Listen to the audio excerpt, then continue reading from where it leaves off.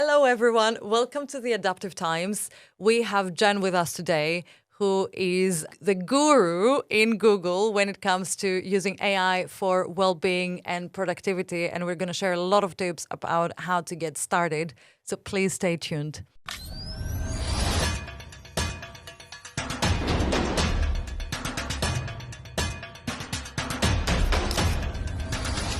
Hello, Jen. Hello. I've started a ritual in the previous episode, and I want to continue it with you. Okay. And start with the same question every time. And so the podcast is called The Adaptive Times. Yeah. Welcome. Thank you. And it's all about how we navigate change. And discomfort during change and during adaptive times like the ones we live now comes because our head screams safety and our gut says, this new thing you should try, and there is a discomfort or a fear or something. So my question to you is head or heart? What's guiding you right now in life? Okay. I think it's very much heart. So I think I'm having a lot of fun right now. Probably the most fun I've had in my career to date. And that to me inspires me, gives me a lot of energy. And so, it's with an analytical kind of backdrop, but with a lot of heart. Yeah. Okay. What is it that you're doing and you enjoy doing? Okay. So I'm Geneviève. I've been at Google now for just about 10 years. And during that time, I've had the pleasure of having a very fulfilling career. So lots of different roles. And I think throughout that period, I moved up the ladder fairly quickly, which was nice. And I'm in the process of making some lateral moves. So at the moment, I'm doing a lot of AI enablement at Google, which is super fun. So I write one of the biggest newsletters that we have on AI. I give a lot of trainings to different teams, and that's been super fun. So it's been fun to get to know different people and develop a whole new kind of role for myself. I'm in the middle of doing that. Amazing. And what I'm keeping out of this is you're creating your own role for yourself, which I want to come back to. This newsletter is amazing. I've been reading it every week, which is why I wanted you to come into this podcast. Thank you. Because it's actually so much filled with literally AI guidance for dummies, for people starting and how to use it. So there are so many different things we can pick up. And I'm getting ideas from this to unravel topics. And I think one of the biggest ones that really struck me with you is well-being. Okay. And how in a world where a lot of people might fear the change that is coming with AI, or what does it mean for my role? What does it mean? I love how you approach it from a perspective of actually it can be really good for our well-being and it can be a powerful tool. Absolutely, for us. Yeah. So tell me a bit more of how you approach it this way. Yeah. It's so a bit of background about myself and well-being. So I used to be in sales, and I felt when I was in sales that I was always very much in control of my own kind of calendar and the things that I was spending my time on. And then I transitioned into a role where I became what we call a go-to-market lead. So all of a sudden I went from interfacing with a small group of clients who I really love to interfacing with hundreds of people across the region that I cover, which is EMEA. And so suddenly I felt completely overwhelmed, and I always felt like I was doing everyone else's priorities, but not my own. And I started deeply thinking after a year of almost getting very burnt out, what does my work week need to look like, and how do I need to structure the way that I divide my time in order to not feel so overloaded and like I'm only doing everyone else's work. And so I learned throughout that period a lot of tips and tricks for how I like to think about my well-being. And a lot of that comes down to the idea that your energy is a very limited resource that you have to invest and you have to nurture and you have to protect. And I first started using AI actually exactly in that way, which was what is the stuff that drains my energy that I don't want to do, that are other people's priorities. And so if I can use AI there, not only do I free up time to then learn more or work on my more strategic projects, but also I'm actually saving myself so much headache and frustration. And so I think the idea of using AI for happiness and well-being rather than am I increasing my output or my productivity, which of course is useful and relevant, but not in every phase of your career. And so that's really where I started. And I guess one of the things that I really learned from you is that binary kind of mindset thing, which is like you can produce the same output in less hours. Right. So some of your hours can go to the things that you enjoy or you build for the future. Right. And we can come to that. And then the other part of it, it's producing more in the same hours that probably just going to lead you more to burn out. You're still not so much in control. And I know you talk about the part of mindset as well. But coming into the energy. Right. Where do you start from with the energy? So is it first an audit of your calendar and your own and say, okay, how do you start? Yeah, it's interesting. So I started with approaching this from two different angles. So one was I felt so overloaded. And I think if you're a high performer, and like I would love to think of myself as a high performer, so you want to be able to satisfy everyone and you want to feel at the end of your Friday that I'm satisfied with the things that I got done this week and I advance my career and I advance whatever I get paid to do. And I found it very difficult to determine in the moment when I was stressed, what are the things that I need to say yes to and the things that I need to say no to. So the first thing that I did that was really helpful for me was starting to map out, what do I need to achieve in a given week to feel happy with what I've done? And what are some of the labels that I can put on these things? So is this about my own career? Is it about the targets that I have set in my business, or whatever the metrics could be? So that was one of the first angles that I took, is can I try to label what I should be spending my time on? And what was interesting about this is that I found out through that process of just mapping, like, when am I happy and satisfied, is I kind of realized that one of the big labels that you always need to do is the thing that you get paid to do, right? So if you're thinking about your next promotion or your next career move, what is the evidence or the numbers that need to be there for you to be able to get that job? And then the second whole set was, where am I going in my career? And I realized that there were many times in my career where I was way too focused on only, can I get my next promotion and not, can I get the next role that I really want to have? And I maybe wasn't focused enough on learning, and vice versa. I've also had periods where I was super focused on just learning and doing whatever, and I maybe was clocking it in my day job. So that was one of the things that I started. So that's a very binary, like there's the business, there's the career. And that for me is a very easy framework to keep in mind. And then the other thing was just throughout the week, what drains my energy and then what refills my energy. And the draining energy, I think, is almost more important than figuring out what makes you happy. Because again, if you're ambitious and a high achiever, there are probably many things that give you satisfaction. But what drains your energy and what makes you frustrated, that's very personal. And so that to me is almost more important to start mapping out, rather than just thinking about when am I going to be happy. That could be you being very happy in 30 different roles. And so mapped out what drains my energy and really started wiping that out and building on top of that. Yeah. And I love the energy part because it's always the part I'm starting from. Right. And I'm using the calendar exercise, which is like going back in my week ruthlessly, having greens for energy gainers and reds for energy drainers. Right. As I call them.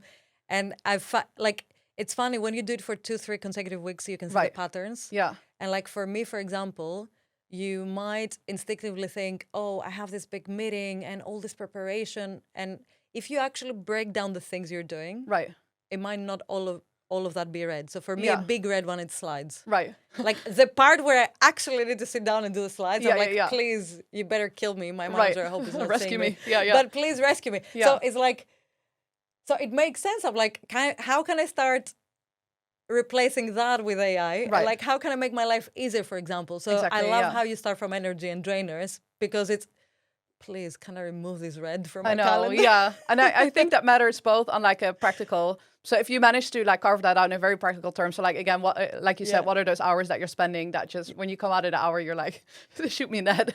So that's one. But then it's also even on a bigger level. So if you look back at the times that you've had in your career where you felt either most fulfilled or most either stressed or even almost like depressed in a way, I realized over time that one of the biggest triggers for me in feeling unhappy in my career were, for instance, the feelings of being stuck. So if I ever felt that I don't have a choice over what's going to happen in my career next, I actually realized that that's a really difficult feeling for me to deal with. And so I gained from that the idea that whenever maybe there aren't so many opportunities that are presented to me on a silver platter, which sometimes happened in the past, it's really important to my well-being that I go out and find those opportunities myself. And that's actually what led me to doing all of this AI enablement work. That wasn't something that someone invited me to do. It was something that I started because I thought I had something useful to share with people. And it turned out that when you share, more people come and ask you to be on podcasts and give trainings. I mean, and, like this, so that's this been very example. fun. But how do you get unstuck? So in your case, how do you own that part where it's like, okay, no one is gonna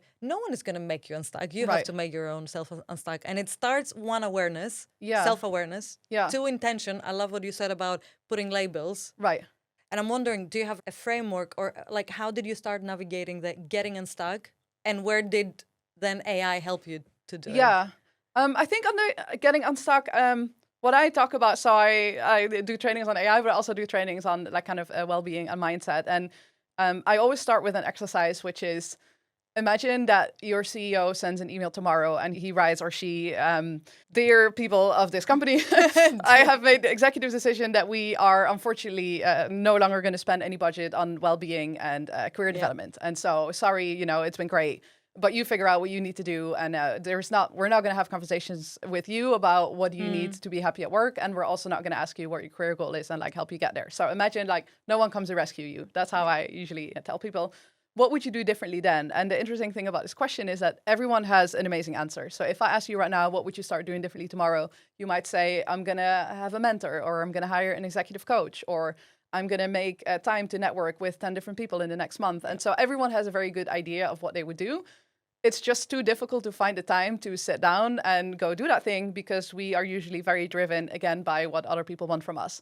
And so something that I think is very important is actually being a little bit selfish. So with some of your time, you have to be extremely selfish and say, my Friday afternoon is just about me learning new skills, or it's just about me trying to move to my the next step in my career, whatever it is that I want to do. And if you carve out that time for yourself, you will also find that in the remaining non-Friday afternoon, you suddenly have a lot more energy. And again, to me, that comes back to feeling empowered that I am doing the right things to get to my next role. And so I think step one to getting unstuck is being selfish and figuring out, what if no one came to rescue you? What would be the first thing that you should do?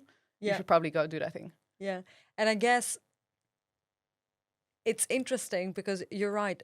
First of all, it's creating the space to find the answer in you. Right. The second thing is communicating that. And a lot of people struggle a lot also in communicating their boundaries, because it's boundaries or different ways of working we're talking about. Yeah. And even if I'd say, let's say my example is like, I really don't want to take meetings before 10 a.m. because I want to start my day slow with no stress and focus on creativity. Yeah. And I will communicate. I will put in my calendar. I will do my best. Yeah. And then always someone's going to try and break it down. Yeah. So you need to be more confident in saying no's and pushing back. Yeah. So how do you do that? Because I feel you're very good at like actually protecting your time and building in parallel for what matters to you. Yeah. It's like I always try to think of, if I were like a CEO, would I apologize for this? No. And like in a way, you all run your own business. Like you're all CEO of either your career or the area that you own at work. And so if I were to ever approach a very senior executive and say, sorry, can we chat 9:30? And they say no, I would never think twice, right? So in a way, people probably see you in a similar way, where if you deliver value and like you do your best at work and you deliver good results, people generally are respectful of any boundaries that you set. And so where this first kicked off for me was, again, because I now interface with hundreds of salespeople. If they have questions about the product area that I own, I'm the only person. And so initially I felt very much like, if I don't give people an answer to the email, or I don't take the meeting, then they're going to be stuck forever.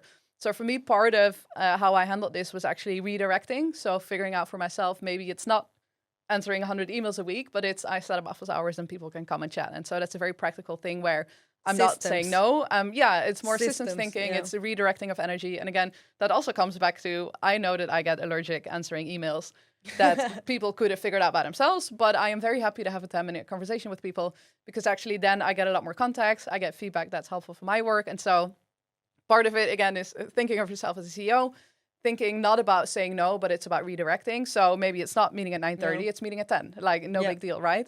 And then the final piece, again, does come back to being a little bit selfish and saying, you're here to do a certain job for the business. You're going to do that job the best if you protect and preserve your energy. And I think often when you start being a little bit more rigorous, the results do speak for themselves. And I see a lot of very smart people run themselves into the ground and like really waste some of their talent because they just overextend themselves way too much. And it's such a shame to limit your potential.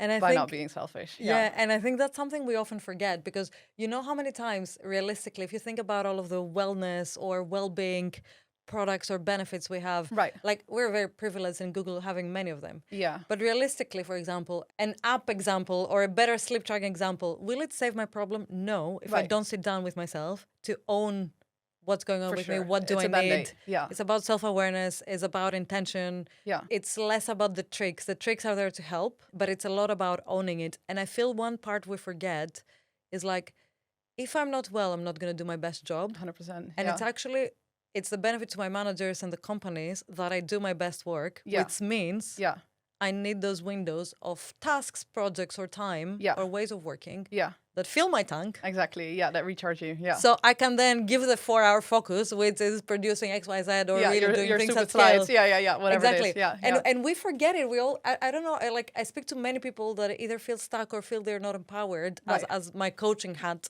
Yeah. And I'm like, it's crazy. All the power, it's equal. It's two ways. The power is also on us. Right. Yeah. Because we're here to do a job. Yeah. And they want us to do the job. Exactly. So yeah. to do the You're job, here to drive the business and the results. yeah. Yeah. So to do the job better is like, okay, how are you doing it best? Exactly. And, yeah. And there again, I always remind myself, like a CEO, would not think twice to lay some people off or like to restructure the way the money is spent or, you know, to reinvest in different areas. And so, you have to do the exact same thing for yourself.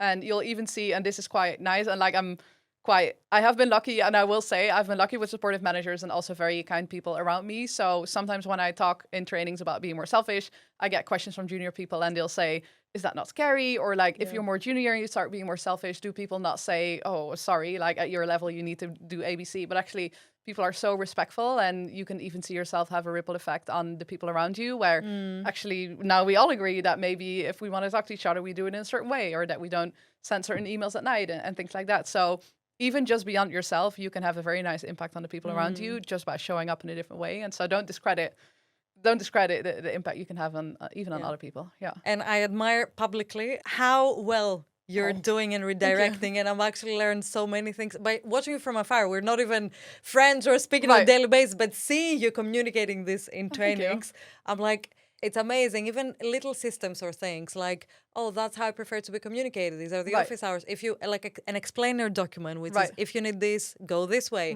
Have you tried this path? Then come to me. Like, you're really putting thought to address the questions without feeling like we're we're left hanged or like we don't get an like answer. your question goes unanswered. You're very good at it. Yeah. Thank you. And I guess so. In all of these things, like a well-being example, or you have really pioneered a lot of the like using AI for your benefit, whether that's well-being or removing the drainers from your day. Can you tell us a little bit more about how do you start, in a sense of, let's say, I'm not at Google. I'm like, everyone is talking about AI and I want to start in AI. Right. How do I start? Yeah. This is, I think, super difficult because in my head, AI is like a train that needs to get going, and it's a very heavy train. And what I see around me is that it's really difficult to get on the train for the first time and for this train to pick up some degree of speed. Once the train is driving, it's effortless. And so depending on the place that you work, you're going to have a different set of tools available to you. And that is usually difficult thing number one, is figure out what you have at your disposal and then how the different tools work together and what they can do. So this really does depend per company. We at Google have the weird problem where we have way too many tools. And so people are mega overwhelmed. And so that's super difficult, right? Because then you think you have this use case in your head that would be very easy, but the tool that you pick doesn't do it. And so that's already very confusing. That might be different depending on who's listening. And so first of all, go figure out what you have at your disposal. I think that's step number one. And then step number two, rather than actually starting from those tools, start by looking at your skill set, the way you spend your energy at the moment. And then I think there's two really big questions that you need to figure out. Number one, what drains your energy? And it maybe it's boring that I keep coming back to this point, but what is the stuff that you find very tedious to do, that takes too much time? And then just go ask yourself, can I do part of this with AI? And so I know for myself that, for instance, some of my emails, if it's simple questions, the answers are AI generated in my writing style, but I don't write it myself, I supervise. Part of my slides, I usually by now partner with some AI tool to see how would I want to construct a convincing narrative. So there's part of stuff that's scaled that maybe doesn't need my human brain intervention, where I just get AI to do part for me. And then on the other side, so not the low scaled value, not the low effort work. On the flip side, if you could wave a magic wand and be twice as successful or powerful in your role, what would be the skill that you would need to have? And this differs very much per person, per skill set that you have, per product area. But for me, a lot of that is actually building things with my own two hands. It's sometimes very complex data analysis. And these are skills that I wouldn't have had by myself without AI. But with AI tools, all of a sudden, you can do this thing. And so think of both layers. So the bottom, boring, tedious part, and then the layer of what does top performance look like, and can you get close to that with AI? Yeah. The top part is the exciting part, but you probably need to start with a tedious amount of work to free up time to learn. Yeah. Because also it's not just about freeing time. It's also about, the pain points so well that you maybe actually design it better with the help of AI instead of trying to shoot for something you don't even know. So can you walk us through, for example, one of the use cases that you removed the boring, tedious stuff, how you went about it? Maybe not necessarily the details of the tools, but how do I create a use case? How do I go about it? What questions should I ask? How should I think about my prompt? If I am to just go now. I'm pausing the episode Yeah. and I go and start doing. Yeah. Can you help me? So I'm actually going to give a more like strategic example. And this is, again, if you think about the split between there's the tedious, low value adding work, and then there's the high value, like magic wand type of work. There's actually some research that came out quite recently, and like you can look this up. It's a report from an AI company called Anthropic, and they just published a report on how people use AI at Anthropic. And one of the things that came out of that report is that actually people are using AI a lot for tasks that otherwise wouldn't get done. So if you think about like your top 10% of high quality work, what are the things that right now you are not really doing because you just don't have the time? And a good example of this, like in the end, what I get paid to do is to increase the adoption of some Google Ads products. So that's my role as a measurement product lead. And so I have people who sell these products to different advertisers. So they need to sell a certain amount of this product. And so historically, sometimes I would check in on the numbers and I would say, look, this market's doing well or this market's not doing well. So that's a very tedious thing where I'm copying numbers and that's just very boring. So one of the things that I now set up for myself is an automatic report that, and maybe this sounds super boring, but every Monday morning, I start my 9 a.m. week with a report on my performance of the last 7 days. So exactly which numbers moved, which new advertisers started using my product, how different markets are going. And this is an information stream that I have now set up to be shared with all of the sellers who sell this product. So all of a sudden you go from like, I maybe have this information if I look at the dashboard to now there's this net new information flow where all of a sudden way more people have the information that they need. And so that's a very small kind of thing. But if you think about the work that doesn't get done or the net new incremental things that could be very fun, for me, that's one thing that has led to actually faster sales and faster jumping on issues and faster recovery if things go wrong. And so that for me has been something that would be tedious to do by hand, but it's actually very strategic. Now so it's automating the insights, but it's also automating sending the report to you, but also sending the report to the relevant people that are the sellers, so they kind of get the information without you being involved in any of that stuff. Yes. So now there's a little, and like I hate the word agentic actually because it means so many different things to different people, but there's a little agentic flow in my inbox that if the email comes in with a certain subject line from a certain email address, it gets sent into this chat room.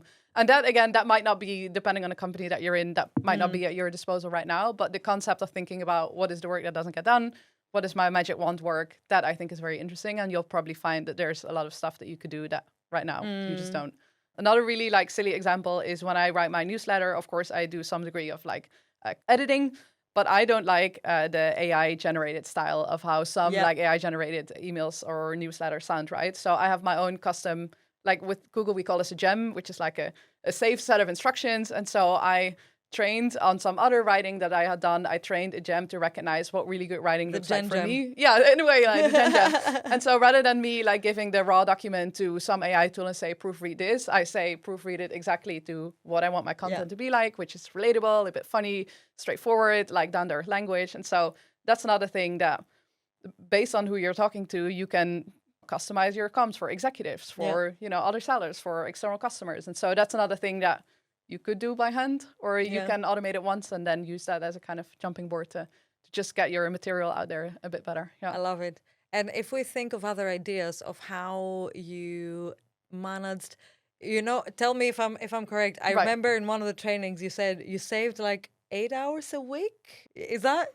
Did I say that the number? I don't remember. Okay. How many? I think you said a very like punching number at some point in one of the trainings, and I'm wondering, out of all of the drainers or things you enjoy, okay, I know what you're talking about. Give us a few ideas of like, okay, what are the things as use cases that you went and replaced? Because sometimes, and I find that with myself, you don't know what you don't know, or you can't think of something. So for me, for example, it might be, okay, slides, but then I don't trust any tool enough to make the level of slides I would do, so I don't even try. No, so I know. Give us some inspiration of tasks I can automate or like remove the. So part of it, I don't know, I almost just think of like having some AI tool there as a friend or like a very good advisor. So like part of it again would be routine emails, routine reporting. If I do need to start slides by now, I usually have AI I usually run 3 drafts at the same time. So I go into my favorite tools, I say, make me 3 versions of these slides. And then I look at how AI has structured it. And sometimes it's amazing. And sometimes I just don't end up using it, right? But that already skips part of the brainstorming that maybe sometimes I would otherwise do. And it gives me some good ideas for stuff to consider. So that's one area. Then there's a whole other area, which we haven't talked about yet. But that's actually like building stuff with your own 2 hands. And that, I think... that is next level. Very interesting. But it's not that hard. And that's actually where I started with AI, was when I had 4 weeks off this time last year, which was the longest break I'd ever taken in my career. And I started thinking about that time. I have this app idea that I really want to make. Could I make this with AI? And this was way ahead of coding tools ever getting any good. And so this was really tedious back then. By now, it's like lightning fast. And so I started building a little tool outside of work just because I wanted it myself. Was actually amazed at how far I could get without knowing any code whatsoever. And that then was so helpful and fun for me that I started doing the same thing at work. So I've built a few small applications that I use not even in my daily work, but I reach for them like a few times a week. So one is about me reading meeting transcripts more easily. One is about how I can produce some slide content. And so that is the other thing to think about is, again, like magic wand, what would you want to use at work? And then are you able to construct some of that? We call this vibe coding. Vibe coding. I love the name. Term. You vibe with the coding. Exactly. So there's no coding. There's just vibes. So you just say, this is what I want. Do your best attempt at making this for me. And what's interesting is I've been giving vibe coding trainings now to over 1,000 Googlers. Nice. And people are amazed by how easy it is. And you don't believe me now. If you listen to me, you're like, yeah, sure, Geneviève. But when you actually start, it's just so fascinating and so much fun. So that's the other thing to think about is what can you build with your own two hands. And how do you start? For example, give me an example of like, I love how you said, I started using it for personal reasons. And I'm like, interesting. What type of personal use case? And then where would you start now based on where the tools are? Is it going on Gemini? Is it going on, like roughly? Yeah. I guess. So where I started was I'm very into fitness and I am always either losing weight or gaining weight. And so I wanted an app to take pictures of how I look when I'm either losing weight or gaining weight. But I didn't want those like underwear pictures in my camera roll. It's very awkward. Yeah. And I also wanted the posing to be exactly consistent every single time that I take a picture. So I was like, this doesn't sound so complicated. Let me make an app for that. And so I have this. I use it now. It doesn't look good. I need to go back and like finish building the app and put it in the like App Store and the Play Store. But it does a job. It does a job. And like this actually is the hardest part. Vibe coding is like finishing one project before you move on to another. But that was where I started.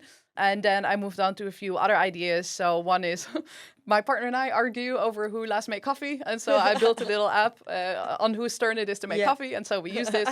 Have been using it for the last 9 months. And then I made a few more that I use in my personal life. I would say the best place to get started at the moment is probably a Google tool called AI Studio. So it's free to use up until a certain amount each day. And some tools are very basic in how much they can do. And then other tools are like the Ferrari of like vibe coding, but they are very complex. And when you open them for the first time, it's quite overwhelming. To me, AI Studio sits in the middle where you can just ask a single sentence and say, give me a pink app that writes my to-do list and it'll give you something. But you can also build some more complicated features in there. And that's also the one that I use when I host internal trainings. So that's a great place to start. What I'm keeping is the app for dishwasher. Who has washed the dishes? Who needs to do the that dishes? is an argument in almost every household, unless you have a dishwasher. I know. Or even who's going to fill it in. I know, God. Yeah, no. We thought about expanding, and then it was like, oh, that probably just ends up in like arguments. So coffee is for us the good balance between. Fair. Yeah, good to track. But yeah, I feel like sometimes even though I'm thinking from my perspective, right? And I don't consider myself advanced necessarily, but I consider myself using it for productivity purposes. Right. So I have my own custom gems, which is like, okay, my language or some things I automate. Yeah. I use it a lot for brainstorming or thinking partners, or at least getting an MVP, which I can then maybe build. I'm not at the level that maybe I produce the perfect result.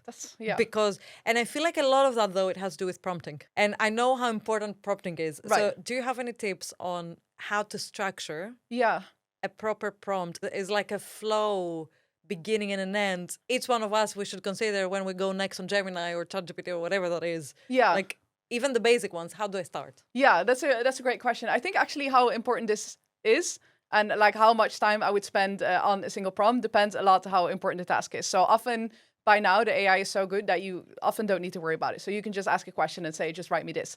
I would say at minimum, you would always want to include what the task is and then who the audience is for the output. So like I'm trying to write a document to convince my leadership that we should do ABC. And again, the audience is my executives who primarily care about revenue growth. That's a very simple, like boiled down version.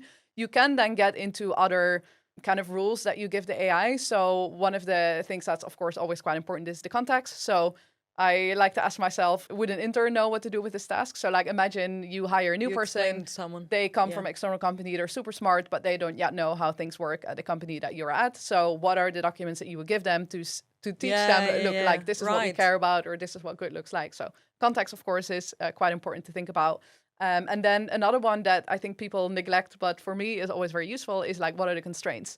So what does the output need to look like? So do you want bullet points? Do you want it shorter than a certain amount of text? Do you want whatever images? And so thinking about what a good output and a bad output looks like and putting that in there is also often quite relevant. I personally don't find persona super helpful. So like you are a 15-year software engineer versus a 12-year software engineer. That's because not it doesn't make mean a that's what you had in mind. And yeah, it's very, and like that's such a small nuance between those things that I think it's more important to say this is who I'm writing it for, or like this is the audience of whatever we are producing together, rather than 12 years versus 15 years versus senior executive is not going to make a difference. Task, audience, context, guardrails, and then any constraints.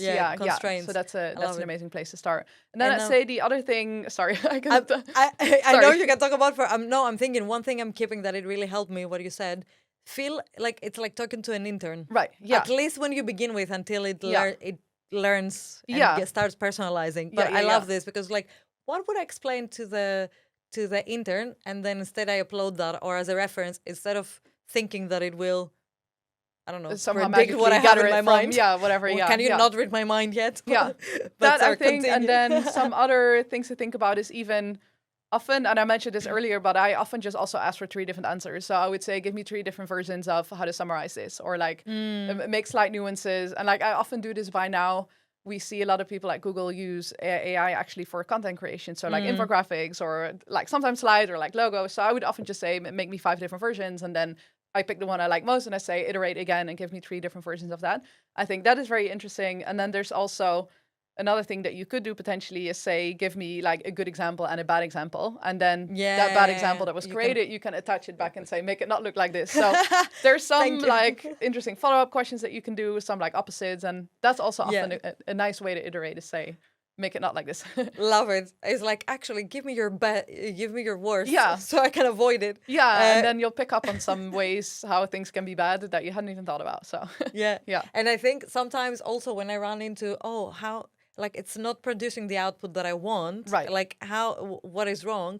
I often find that sometimes I just ask to coach me how to do the prompt. Right. So I go to Gemini. And I'm like, okay, I want to produce this. What do you need to know? Yeah. Help me create the right prompt. Yeah. So I can plug it. Yeah, exactly. Yeah. What am I missing? What am I not telling you? Yeah. What do you need to know that you don't have? Exactly. And that actually for like the really important tasks. So let's say I am writing a briefing doc for a senior executive on my product area and I use AI to do it. I would often ask AI first, can you help me write a prompt? And another really good question there to ask would be, ask me questions until you have all the information that you need from me.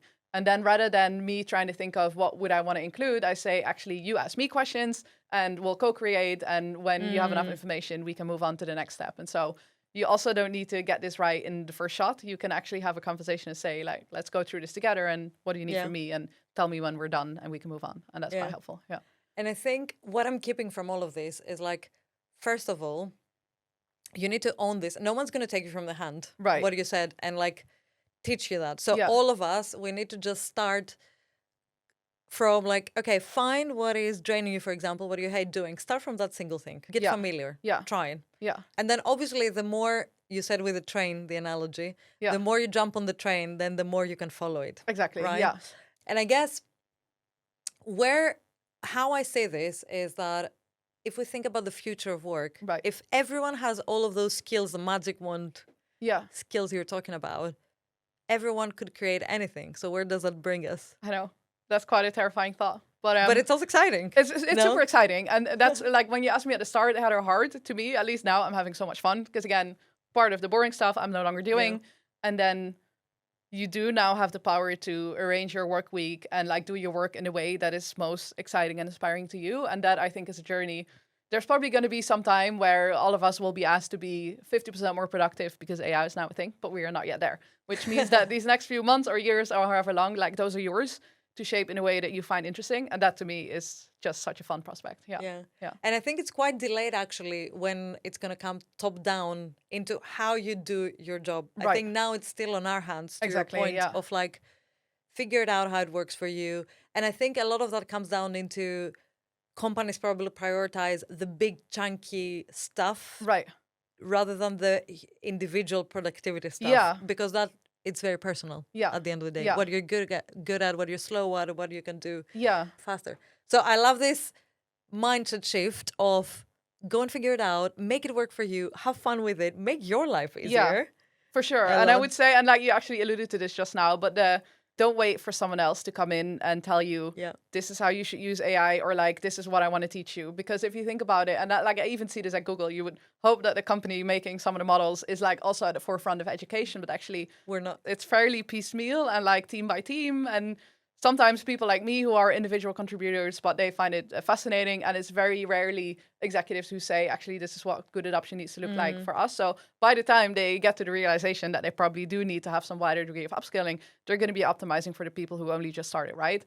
And so if you care about your career ambitions and you want to move into whatever direction that you've chosen for yourself fast, you probably want to be at the forefront. And that means that you upskill yourself rather than waiting for someone else to come in and say, actually, I think that this is what you should do. And again, that's a bit scary because I hear a lot of people say it's intimidating, it can be anxiety inducing, it's overwhelming. Yeah. But again, think about this strain that the first couple of hours are going to be It's most always frustrating. hard when you start something Yeah. new. Any skill you pick up, it's hard at the beginning and then it becomes a muscle. Yeah. But we need to build that muscle. Exactly. It's the future muscle. Exactly. Yeah. And then as soon as you found some way to save yourself time on some tedious tasks, all of a sudden you have like 3 new hours. What do you want to do with them, you know? Yeah. So, and that's very fun. Chill Yeah. at the beach. No, I'm kidding. Well, among Maybe others, that yeah, can yeah. be. Sometimes On a I do. Friday, who knows? No, I I'm lie on the couch and I watch TikToks. Yeah. But okay, and I guess what other else makes exciting? I'm thinking about this podcast, for example, for me, like Right. even editing, content creation. I didn't have those skills. Yeah. But when it comes down to editing, I'm going to use a lot of the AI tools that Yeah. makes it easier for me. So it's kind of, and we're discussing it together, like everything is accessible. Everything you might, like you building the apps Right. that work for you Yeah. without being a developer or coder. It's amazing how the field is kind of flattened. For sure. Yeah. Right? Yeah. For the future of work, which I find very exciting. Yeah. No, I agree. And even like I Google internally, because there's a lot of communities where people talk about what works for them. We see people like UX designers who historically would have done interviews with users and said, what do you want this page to look like? Or like, can you show me how you use these apps? So we see these people all of a sudden with AI creating their own code to prototype and like have users interact with products directly. So that's super cool. I recently was working with an executive who wanted some help with AI. And she said, actually, what I want is I want some like type of AI that almost emulates my boss. So I want to give the feedback that I've gotten. And like I almost want to rehearse certain meetings or like before presenting. Exactly. It, so like a first round. Exactly. So I want to send slides, like what would she say, what would she dig into? So that's super fascinating.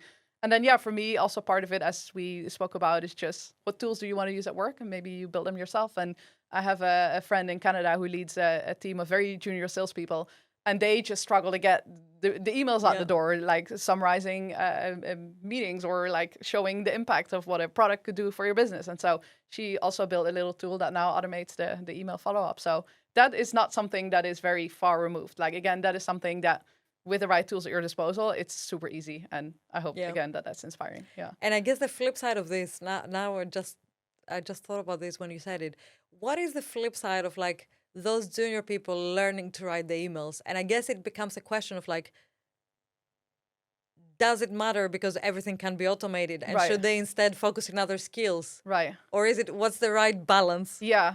That's on what you replace. I guess it's an interesting debate of where we're going. Yes. That I don't think anyone has figured out yet. And even in this, and again, it was very interesting, this Anthropic report that I mentioned earlier, they talk about the idea of your skills like flattening out or like, I don't know how to pronounce it, atrophying? Yes, that one. So like, are you becoming less smart over time because you're no longer writing the code by hand? And so at the moment, you know, when you see bad code, what it looks like, but are you going to forget that in a few years' time? Different people have different opinions on this. And for me, at least, if I think about my magic wand, I don't think about I become less good at delivering presentations in person or like convincing humans to do something. I just become more efficient at, again, the stuff where my human brain doesn't need to input. But TBD, I think, how this plays out in a long I term. think no one can exactly predict that. But I guess my personal opinion as well, what you're saying is that I think anything that has to do with human interaction is going to be doubled down on. Because for sure. whether you do the slides or the AI does the slides or whatever, at the end of the day, what impact do you have with those? Right. What Yeah. story do you say? Exactly. How do you make people feel? Yeah. That it's still on you, that cannot be taken away, Absolutely. for example. Yeah. So it's really like, I choose to see it from like, do I actually need that skill? Or if I hate it, I can live without it. Exactly. So at least for now, and then it's actually building that adaptability. Yeah. That, yes, what I do for my day to day and my job might be very different in the future, but I need to start tipping my toes in it. Otherwise, I'm definitely not going to keep up. Right. I agree. And And what is, I guess, one of trying to summarize it? I have two questions for you. Okay. First question is, what's the thing they ask you the most? So when you give your webinars, workshops, newsletter, what is the advice you've been asked about the most? I think the hardest part at the moment is I just feel like I don't even have the time to learn. And there, literally, the only thing that you can do is you have to be a little bit selfish and you have to find 1 or 2 hours a week to get started.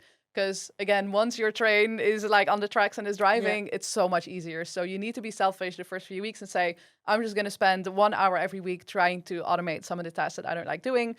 You will find that that works very well and that gives you a lot of energy. And all of a sudden, there's 2 or 3 hours that you freed up that are your own that you can then put back into learning. And so this like magic wand work doesn't start happening until you freed up some of your low skill value work. So that, I think, is the biggest thing that people ask me. The other thing that people ask is more about some of the apps that I've built. And then they ask, how do you actually like get this on your phone? And like, how do you put it out there in the world? And there I would actually just say, talk to AI about it. So I've shipped a few things now that live either on websites or on different people's phones. And so it sounds difficult. It's really not that hard. And it's such a fun, I think that's the other best way to learn about AI is to just try and build a little app for yourself. Try to build a little web app, again, in AI Studio. Go ask Gemini or ChatGPT how you can put this on your own phone and you'll be amazed at how far you can get. And all of a sudden, you also inspire other people to build, which is really nice. Yeah. Love it. You actually answered my second question as well, which was, no, it's like, you're already thinking ahead. But I was thinking whether we can close with a tangible advice, which is like, if you think about the maturity curve of someone haven't played yet, what would be the maturity curve practically you're thinking about? Is it going to like Gemini, like a chatbot basically, and saying, learn how to interact, then go and replace a task, then go vibe coding? That's how it's like, okay, if I really start now, let me dip my toes. Right, yeah. What's my maturity curve? Yeah. Interesting. I've been trying to actually put this into words, but I haven't landed yet. So maybe the Geneviève framework is a work in progress. But I think like the lowest tier is like replacing menial tasks. And actually, that's quite noble because again, it gives you a lot of energy. But that to me is like the first step is just, can you automate some of the stuff that you would have been doing anyway? You're not net new creating new work. That's like, to me, level number 1. Then there's level number 2, which is, can I perform a little bit better? So can my good output get a little bit greater with the help of AI? So, and that's to me meeting prep. It's sometimes making presentations. It's some written documents that are very important. I will get some AI eyes on just to have a better result. So that to me is actually a bit more impactful than the menial tasks, because these are the things that show up in your performance reviews, right? So your highest impact meetings, how can you do them a little bit better? That's level 2. I would say then level 3, you start to get into what is it, this like magic wand work. And that's where things get much more complex. But by the time you get there, you understand the different tools that you have, you understand how they work, you have become better at prompting. And so all of a sudden, this thing goes from being like super difficult, like far away, to actually quite practical. You're on the train. Yeah, you're on the train. And then maybe it's building. So I don't know yet where building stuff fits in the grand scheme of things, but that. Level 100. Yeah, we maybe. Jumped up there. Yeah. And then actually I would say, and this is quite interesting, is like the highest level is probably teaching other people, because everyone is figuring out for themselves what this needs to look like for your team, for your org, your company, or like humanity over the next few years. So everyone's in the same boat trying to figure it out. So if you can just teach 3 other people how to do something in a way that brought you more happiness. Like you do. I try. And actually, the most value in learning, that's what I found, is from people like you who have the natural interest to find it, then sharing it with others, creating communities around. And it can also be a great career spotlight of putting you out there and creating a community and being known for something. So that's another, like, I guess, ask for anyone watching this. Yeah. It's like, if you're really into it, make the community, be the pioneer, help others get together on the journey. Yeah, for sure. And like I always worry that it's like cringe, or people are like, oh, there she goes again. But you'd be amazed at like the receptions that you get from people, the new people that you get to meet, some of the opportunities that you get. when you start sharing stuff. And again, like everyone's in that boat, so you'd be amazed at the response that you get. Great. Yeah. And I know a lot of the things you're sharing are internal at Google, which I have the privilege to have Right. access. But are you planning to share anything externally? Anyone else? Yeah, TBD. I've thought about it, and actually, the other day, someone replied to my newsletter saying you should start a YouTube channel. And I'm like, YouTube channel? I don't know. I So think maybe you should. I think I'll think about it. I think what is very interesting is the idea of creating code or like apps as a non-engineer. I think that's very fascinating, and potentially I'll make some videos or put some stuff out there. Yeah. And maybe. tell me to link them below this by the time that is Oh. airing, if that happens. Thank you. No, but thank you if for I get my joining stuff me. together. Yeah, yeah. Thank you so much for joining us. Amazing. Thank you for having me. Thank you.